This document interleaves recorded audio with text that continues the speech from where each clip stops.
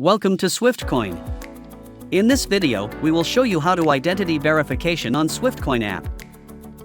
To use SwiftCoin, you need to verify your identity. This is to ensure the security and compliance of our platform. To verify your identity, click on the profile icon on the top right corner of the dashboard.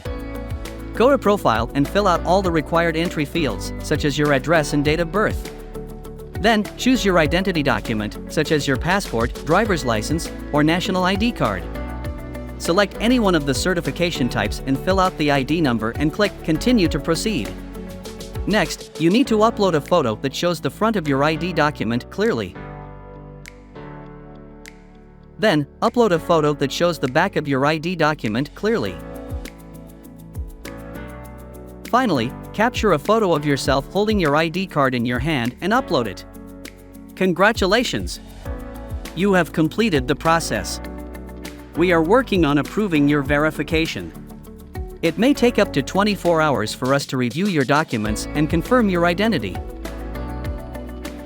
Thank you for watching this tutorial and happy trading!